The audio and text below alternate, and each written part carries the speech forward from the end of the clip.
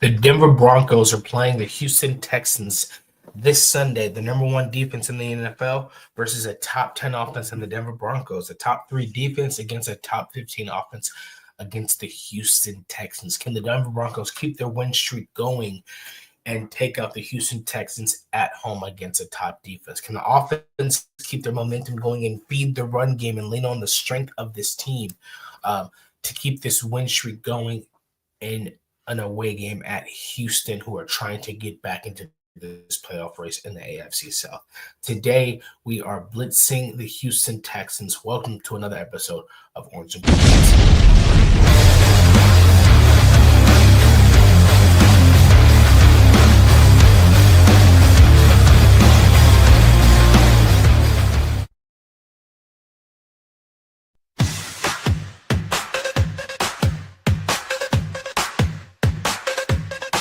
Tune in, now it's time to sit. Orange and blue, we never quit. Broncos pride is lit legit. Every week we're bringing grit. Orange and blue, we bring the heat. Podcast grind and can't be beat. Every play, every style we meet. Blitz so hard it's on repeat. Mile high dreams we elevate. Break it down, we narrate. From the field to the fan debate. Broncos country, we dominate. We got the passion, we got the drive. Orange and blue keeps us alive. Every tackle, every stride. It's the place where legends thrive.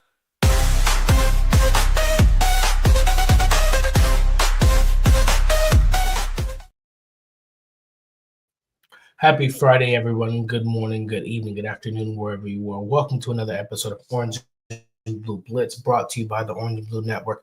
I'm your host, Isaiah Henderson, also known as the Bronco Gentleman. Today we are here to blitz the Texans. And that's one thing the Denver Broncos are good at this year as we lead the NFL in sacks. We're getting home with 4 and with 5 as well.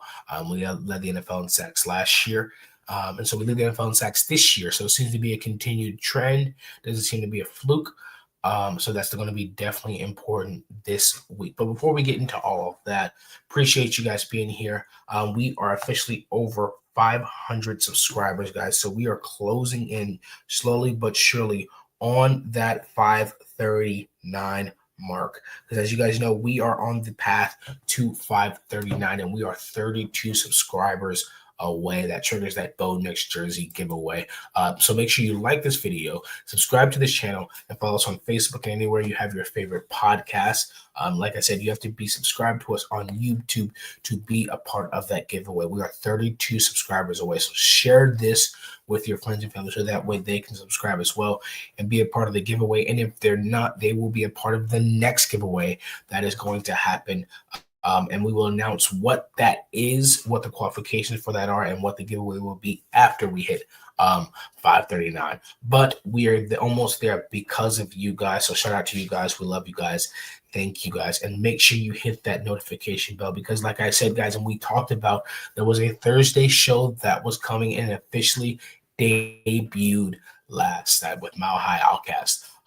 At the Giants game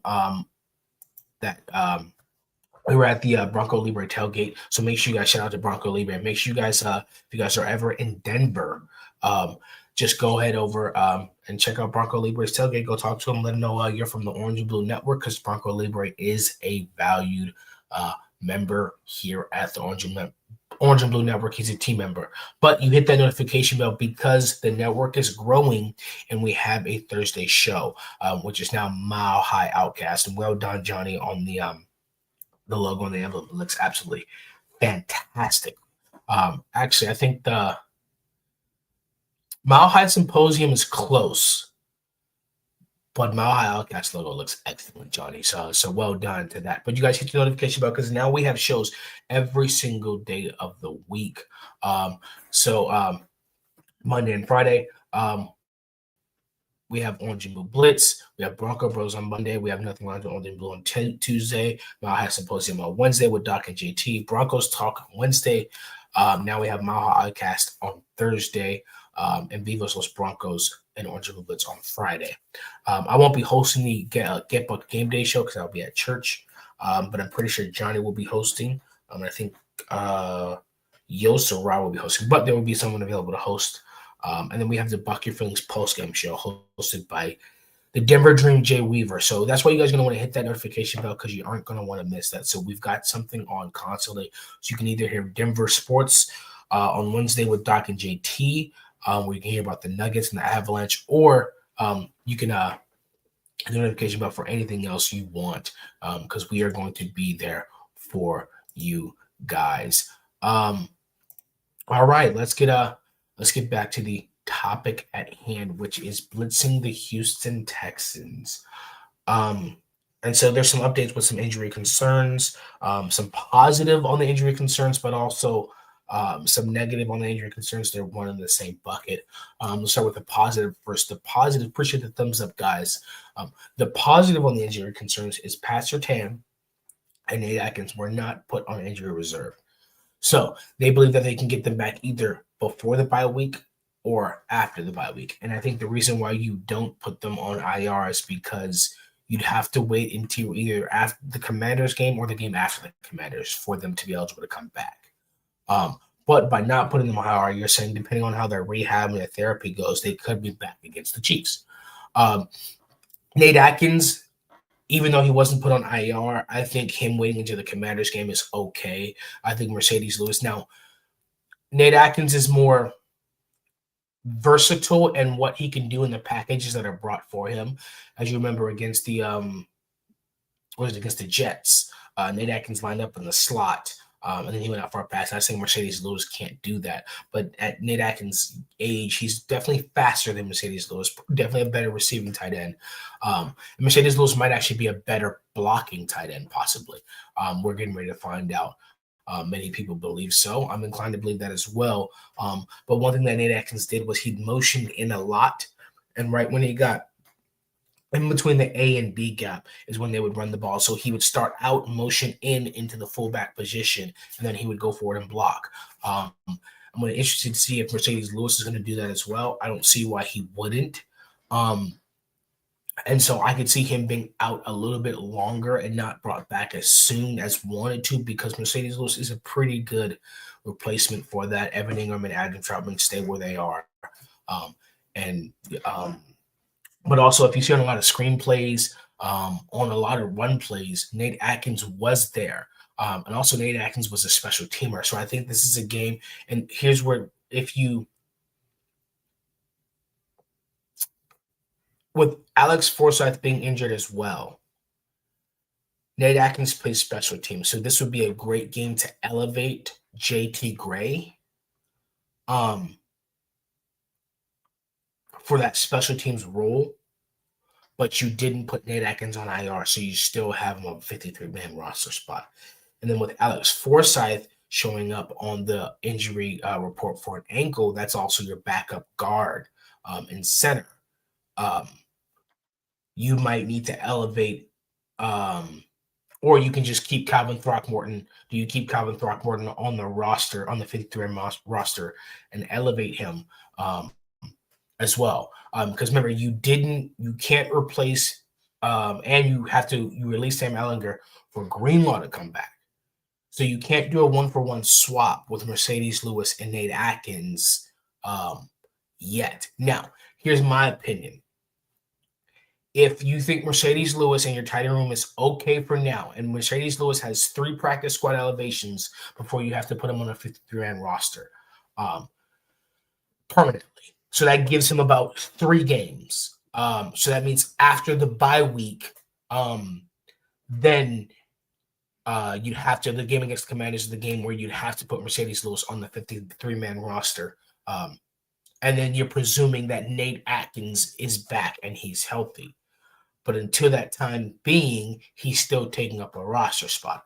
Now, if you put Nate Atkins on IR, I believe that's Texans, Raiders, Chiefs, and then possibly the Commanders, because the bye week doesn't get 4 games. So he'd miss that Commander game, and that would mess up the IR. So what they'd have to do is they'd have to keep him if they want him to miss, because you have to put Mercedes Lewis on the 53-man roster because of that. Because he only has 3 practice squad elevations, the Commander game will be the 4th, even though Nate Atkins will be healthy. So with Greenlaw being there, and Alex Forsyth possibly being injured, what roster gymnastics do you do, especially with Pat Surtain in the secondary definitely stepping up? So your depth is being tested on the offensive line and in the secondary as well. And this week, it's also being tested with the wide receiver room with Marvin Mims not playing. So there's a lot of roster moves that are going to be made. So do they bring down one? Do they cut? Do they swap a defensive lineman for an extra offensive lineman? Or that's something they're going to, to keep Calvin Throckmorton on there. Because you have to add Mercedes Lewis to the roster. Right now, he's on the practice squad. And so you can elevate him that day, but do you swap him for a defensive tackle? So you say, hey, we're healthy on the defensive tackle front. Let's bring one less defensive tackle for this game. We put Mercedes Lewis in that spot. And so now you've got that area figured out. So there's some roster moves that definitely could be made in that area. So with keeping Nate Atkins on the roster, it's a little iffy. But I think that's more than, or maybe you drop one of your inside linebackers and put them back on the practice squad if they're not already there. I can't remember if Karene Reed. But then again, you need a special teams guy because Nate Atkins isn't there. So there's JT Gray. So then how do you get your special teams guy to replace Nate Atkins for these few games? Because Mercedes Lewis isn't going to be out there really for kickoff, maybe for kick return, maybe. Doubt it. But how do you get JT Gray to replace Nate Atkins on special teams? Because we didn't elevate him last week. Excuse me. So where else do you make a cut there? And that also concerns with, Alex Forsyth, if he's injured, maybe you can put him on the practice squad, or you do a swap and you elevate someone else from the practice squad, bring Alex Forsyth down, depending on the injury. But the question is, who do you have already on the roster that doesn't play that can replace JT Gray that can replace Nate Atkins? So I definitely think this is a game where if both defenses are doing what they're supposed to do, because I said in the introduction that our offense is better than Houston's offense. But we have their weakness in their offense is their offensive line and their run game. Our weakness currently in our secondary is Pat Surtain's not there. So it's kind of a balancing act. And I think the difference maker in this game could be special teams. And so I think where Nate Atkins is not, I think this is a time where JT Gray should be. And so you're already going with two quarterbacks.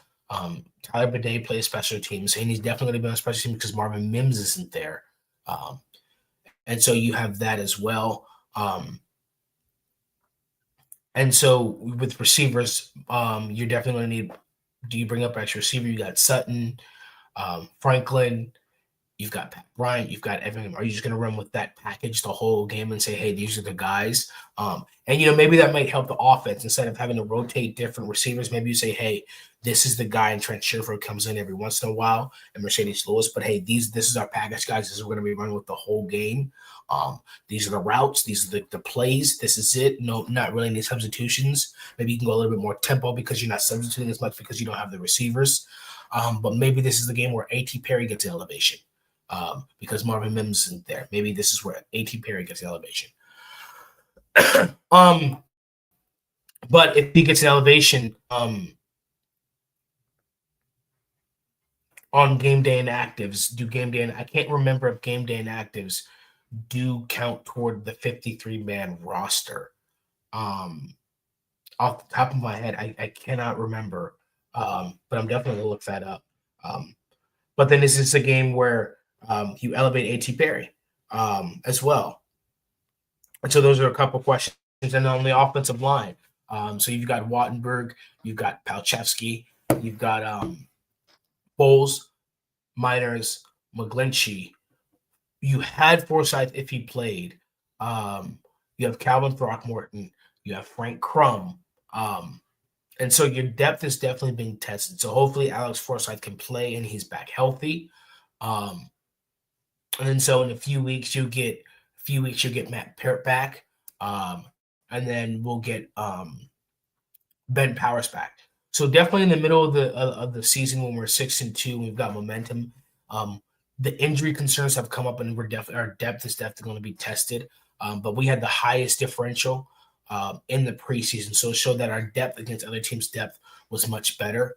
And so Alex Palachevsky, who's depth at left guard, has done an excellent job. We're going to see how Chris Abrams-Jane and Jardine Barron do as well to see how that depth is tested. Pat Bryant is definitely going to get a ton more snaps this game. He's going to give you all the snaps. Johnny said they do. Yeah, so healthy and actives do count against the 53-man roster.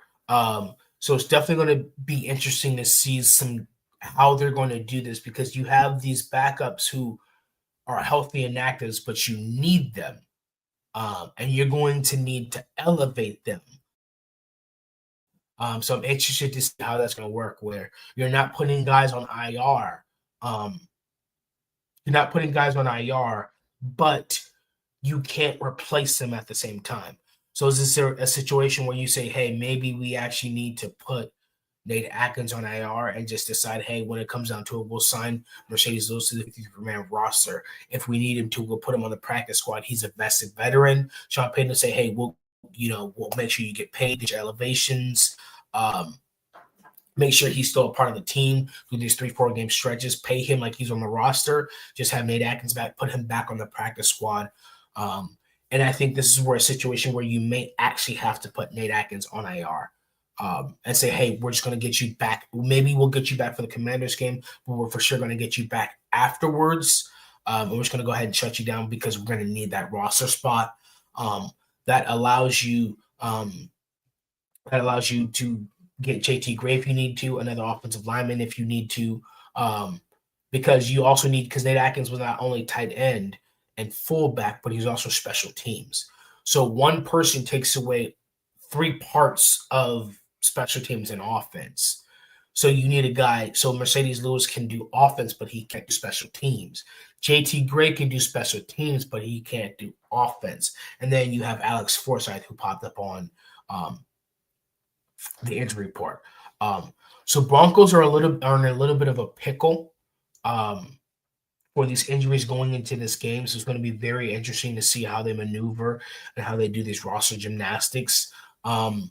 Fortunately, it does affect some of the starters, but I think Mercedes Lewis fills a hole for that. But I think the area where we need it is special teams, and I don't see why you sign a 3-time Pro Bowler just not to elevate him as well.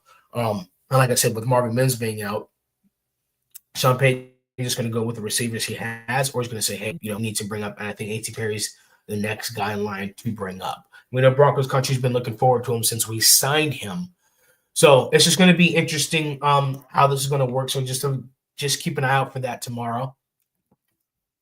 It's definitely something that's going to be talked about on the pregame show on Sunday as well. All right, so Texans and Broncos matchup in Houston, an away game. Hey, Johnny, I know you're watching. These are just 2 that I had laying around on the desk, just found right next to me. So yeah, I've got plenty of them, dude. But Texans versus Broncos in Houston. Everyone keeps mentioning it that a couple years ago we were on a 5-game win streak going into Houston with Russell Wilson and Sean Payton. And we lost, and that was when Russell Wilson threw a game-winning ball up to Lucas Crow, and it was intercepted. Houston has an excellent defense. Houston is in the AFC South. The Jaguars have been teetering. They're second in the AFC South. The Colts right now are the best team in the NFL. And so they've got the division pretty much locked up. And the Texans are 3-5, I believe, or they're 3-4, looking to be 4-4, if I'm correct, or they're 3-5. One of those 2, or they're looking to be 500. And so this definitely increases their chances. It'll put them on the Jaguars' heels, and it'll increase their chances of going to the playoffs. And it's a home game, so they know the stakes of this game. They just beat the Niners, who were some say were a hot team. We had backups as well. Jones was their starter, so they think CJ Stroud's back and got some momentum. He's at home, which is definitely a real possibility. So it's a big, huge game for the Texans. They have the number one defense in the NFL. Least yards given up per game, least points given up per game. But not good in the red zone, but teams don't get in the red zone against them. The weakness between their secondary and their run, which is the run defense, they're still top 5 in the league in it. A lot of sacks. And one thing about their defense, they don't play a lot of men, they play a lot of zone, but they play their zone very well. So that being said, I think the Broncos have an opportunity to match up very well, and it's going to be a dogfight. It's going to be a dogfight. They may not be as banged up as we are, which is a rarity going into the NFL the last few years with Sean Payton. It's rare that another team has been more healthy than us, but it is what it is.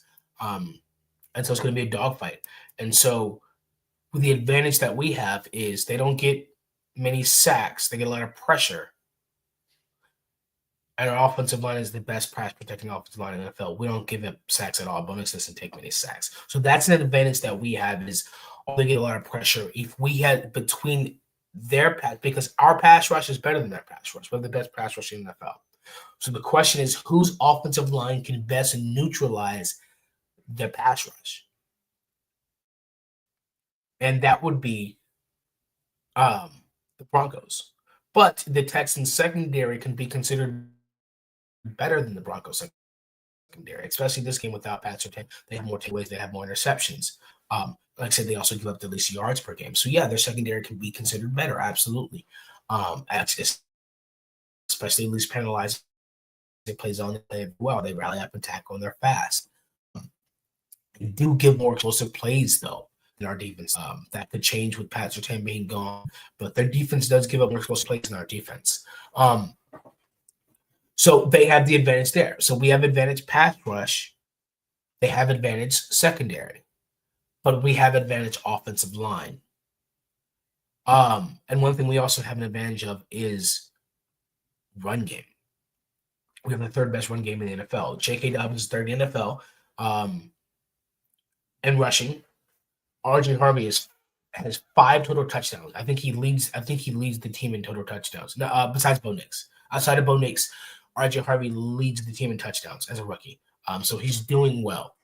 He's doing well. He's definitely playing that Joker role, as we talked about on Tuesday, very well. So as I've been thinking about it this week, we match up well. Our offensive line can stifle their pass rush. I think Sean Payton has to be stubborn with the run game. I mean, he has to stick with it. If you notice a couple things, Eagles and the Giants, those games specifically, when it came to our fourth quarter comebacks, the way we ended the third quarter, both those games, maybe it was coincidentally, maybe it wasn't, was running the ball. Huge J.K. Dobbins runs. Huge. And so you have to, even if we get 2, 3 yards per carry, hey, line up, put the fullback back there, and run it again. Because the way you get success on this Houston Texans defense is the way that Seattle had success against this Houston Texans defense. Play action. Bo Nix is very good at play action outside of the pocket. Sam Darnold is and here's the thing, Sam Darnold is a deep ball thrower. He's the best deep ball thrower in the NFL. Bo Nix's deep ball has improved over the last couple of weeks. And I think this is a good game where his deep ball can definitely grow some more and really connect on those. Because if you're running the ball and you're being stubborn about it, but you're connecting on those deep ball throws. Because there's a difference if you're being stubborn with the ball, with running the ball, and your play action fakes are working. But it's useless if you don't connect from the deep balls. But if you're connecting on those, and you're stubborn with the run, the defense now has to account for the run, and they have to play back against the deep ball that you're connecting on. So if the safeties are playing back and the linebackers are playing up for the run, that leaves the middle of the field. I think that's where Troy Franklin can get some yards after the catch. And I think that's where Pat Bryant's really going to do well. I think Pat Bryant's going to have a huge game this game because of that. So we match up well. And on the defense side of the ball against our offense, Nico Collins and Christian Kirk coming back. Expect those to be targeted a lot. I think we're okay in the slot. I think whoever lines up outside of Nico Collins against our DBs is okay. I think we can run man if we bracket. Now, whoever's on Nico Collins, if you put safety help over the top, we can stop with that and zone that out and then definitely help with that. And I think the rest of the defense with our pass rush, with Greenlaw coming back, is a huge, huge, huge deal that we forget. And Talno Hufanga, and then we got Jade Barron and Jaquan McMillan, and those two in the slot. And then you have Riley Moss, Chris Havens-Drains, and Brandon Jones helping over the top. The Texans' run game is okay, and their offensive line is okay, but they give up a lot of pressure. We can, if you bracket Nico Collins, we can really stagnate their offense, and then our offense has to be stubborn and stubborn and stubborn. And that's going to lead me to the final segment of today's Blitz show of Blitzing the Texans. It's just going to be because I'm not going to be there for the Orange and Blue Blitz. And just really quick, I want to get an update on my so far we're 6-2 going to week 8. Let's see where I had us going in week 8 because the prediction was 13-4. So we're going into week 9, and I have us beating the Texans 21-17, which I think that's a good score. We beat the Cowboys previously. We beat the Giants. Yeah, so far so good. But yes, keys to the game. I think the key to the game is definitely going to be the trenches. More so the offensive line than the defensive line. I think one key to the game for me is going to be the offensive line domination. We did well against the Giants defensive line. And the Texans defensive line is more edge, and the Giants defensive line is more athleticism and creativity. Because you've got Dexter Lawrence, who's, his first year back from injury. He's going to be much better next year. We already know it takes about a year, 2 years removed from this injury to be really back. So this is his first year playing football again. So he'll get better. And then you've got basically one nose tackle and 3 edge rushers. So you've got Dexter Lawrence, Abdul Carter, Kayvon Thibodeau, and Brian Burns. So you have 3 edge rushers and then 1 nose tackle. So it's more of speed, athleticism, and creativity, where the Texans are more edge. And so with the Giants, I think we gave up, 1-2 sacks or something like that. So we did pretty well. Came back and won that game. And then against the Eagles, who have interior, I think we gave up 1 sack or none. So we did well against them. But with the Texans, is going to be on our tackles mainly. So Garrett Bowles having an all-pro year. And then McGlinchey's doing very, very well. And so we know we scheme well. Sean Payton and Zach Schiefer, excellent. Sean Payton is the one thing about Sean Payton is his hand in the offensive line schemes against D-line, and that's the most underrated aspect of his play calling. And that's why he's never good at play calling, because that he's so good at that. And it's a blessing to have a coach who's good at that, who can, who sets, and that's one of the things they focus on based on the D-line, based on the strengths of the D-line. And we, so far, 2 years in a row, Bo Nix is one of the least sacked. And this year, he's the least sacked quarterback, and our pass pro is number 1 in the NFL. So 2 things that have continued. There's a few things that have continued from last year into this year. 1, sacks on the defensive line. 2, best pass pro on the offensive line. 3, Bo Nix doesn't take sacks. Those have continued. And so 2 out of those 3 are staples of Sean Payton. And so that's a blessing to have him. So I think we can stifle. And the thing is the secondary. And so with the zone, the way you break a zone, as I said earlier, is 2 ways. I mentioned the first, which is the run game. J.K. Dobbins have 20 rushes. I think this is a game where we might see our third-string running back get more carries than R.J. Harvey. But I want to see R.J. Harvey start to get good, hard 3-4 yard gains. I want to see him start to be a death by 1,000 cuts. Let me get three yards inside the tackle, 2 yards inside the tackle, then we go 3rd and 5. That's manageable. Next series, you go 6 yards outside the tackle, 3 yards inside the tackle. Later on in the game, then you go 30 yards. Let's see death by cuts. So that way, a game where there's a good defense like this, you want to feed JK, but you don't want him to get beat up or injured. So that's where RJ Harvey, especially if the secondary is good and they're rallying up, their linebackers are good. So if they're watching film, they see RJ Harvey. Anytime they see him running out of the backfield, they're going to key in on that. Which is a good distraction to go throw across the middle of the field. That's really, really good to keep those linebackers on the move. That's really good.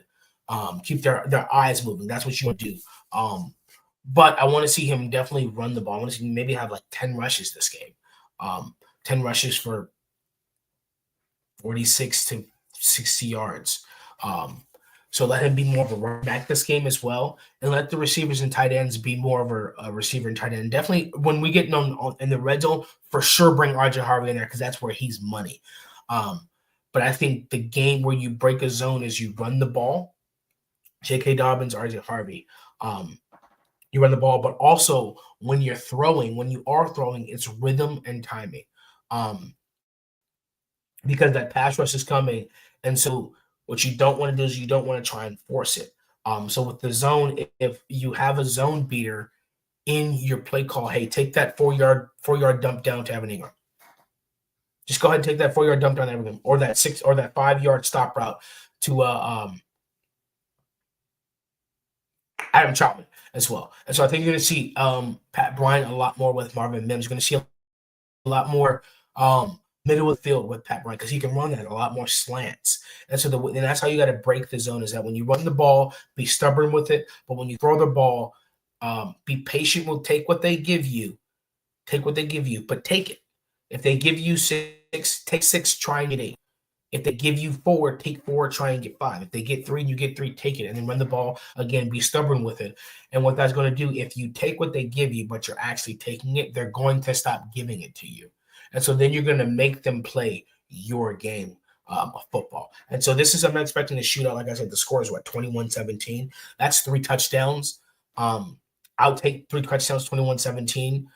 That means even with Pat Surtain, our defense and our pass rush was still there, and we did what we could. We limited Nico Collins and Christian Kirk, and we went into Houston, got a W. And then now we get to come back home and play the Raiders and the throwbacks. So we're not looking past the Texans, nor are we looking past the Raiders. But this is definitely a winnable game. It's going to be a full it's going to be a full, just looking at the notifications, full team effort on the offense side of the ball. And I think it's time for the offense to start carrying the team a little bit. On the offense side of the ball, hey, you've got to keep the offense on the field. If you got to go field goal for field goal and get down to get points, get down to get points. And so this is where the offense has to stay on the field. It's going to be a full team effort on the offense side of the ball, especially with Marvin Mims being out. And that's where special teams has to step up. Who's going to be the punt returner this week, or is it going to be Riley Moss, who's the backup punt returner? Special teams has to step up. Nate Atkins isn't there, so special teams has to step up again. And defense, Patrick 10 not been there. That's a full defensive effort to replace, to help compensate for the lack of defensive player of the year. It's a full team effort across the board for the Broncos against the Texans on the road in Houston to win streak in our first place position in the AFC West. It's the first time we've been in this position. It's a ton of pressure. It's the most pressure the Broncos have had on us since you could say against the Buffalo Bills in the playoffs last year, because that's a playoff game, but we're a wild card. No one's expecting us to win. Everyone's predicting us to win.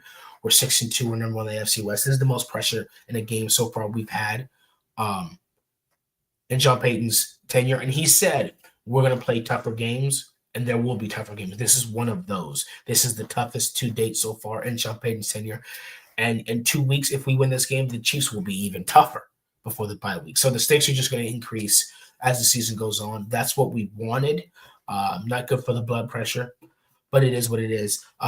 That's going to close us out for on Blitzing the Texans on another episode of Orange and Blue Blitz. Guys, appreciate the thumbs up. Make sure you guys like this video, subscribe to this channel, share this video with your friends and family so they can also get in the running for the Bo Nix jersey giveaway. We are 32 subscribers away. We are almost there. I think we will have a graphic or some type of celebratory video, whatever. Charlie's going to come up with it and be creative to announce that we have officially made it and the Bo Nix jersey giveaway has started. We'll have the time for the however long it'll be, 24 hours. And then 48 to claim or whatever the case may be. We'll come up with that. But we're almost there, so don't forget to subscribe and hit the notification bell because we do have a Thursday show. You guys see that nice new background graphic that Johnny made, that orange brick? I like it. But we have Thursday, which is now Mile High Outcast. So don't forget the notification bell so you don't miss that show as well. So if you've been sitting around Thursday with nothing to listen to, well, now you've got something to listen to at 7 p.m. at night. We have Mile High Outcast. So you guys don't forget not to miss that as well.